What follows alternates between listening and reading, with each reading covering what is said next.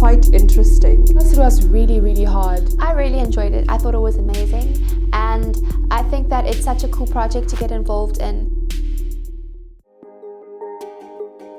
This was really stressful, hey? Like, I don't know. I must say that from the brief that we got, which to some extent I felt wasn't really clear in terms of its objectives and what exactly the aim was and what we were supposed to achieve. Our challenges, I think for me in particular, it was the language, which was a problem because I felt that I couldn't fully understand how much she wanted to portray her story or how she wanted to tell it. She didn't know what she wanted to film about at first, and it was hard to get it out from her, but then I was patient. And then when she told me what she wanted, I thought that, okay, maybe we're getting somewhere. And we had all these crazy ideas, and I thought that, you know, it was going to be perfect. We won't have any challenges and stuff like that, but then we actually did.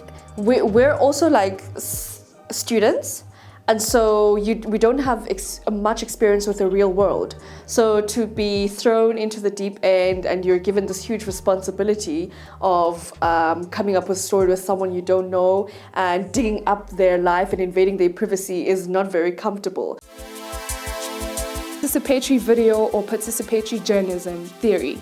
I didn't have a theoretical understanding of what participatory journalism is before I went into the field. I just did, and then the reading came after. I think that this process in particular didn't really reflect what I've read about participatory video, in that the theory speaks about how we give power to these marginalized groups, and in our situation we're giving power to these teenagers, these upstarters who and we're offering them a chance to express their own personal voice and share and tell stories how they want to tell it.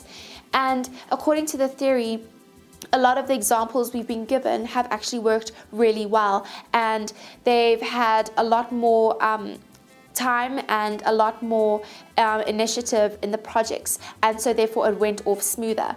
Whereas with us, our upstarters weren't briefed properly, and so therefore they didn't understand how important this project was. The theory is all about partnership between me and my upstarter. And my upstarter has more power in the sense that they are the ones that have the ideas and they are the ones that can call the shots. We, as TV journ kids, we have to somehow facilitate those ideas, kind of mold and shape it.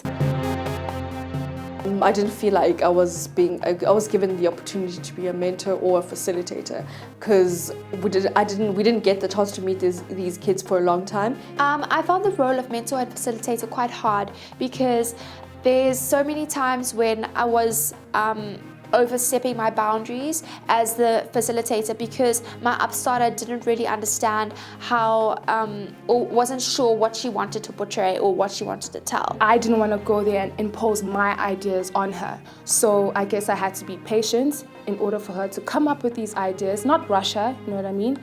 And when she finally did, we worked our way around it. What I learned from this process was that you have to be patient and you need a lot of time in order to build a healthy relationship with your participants, because you can't just expect to produce a story that's really in-depth and has different varieties and different levels in a day. It's important to be a great listener. Everyone has a story to tell, and every story is important, and no matter where you come from, your voice is valid and you have the right to have that story told. This is a project, it's like there's marks with this.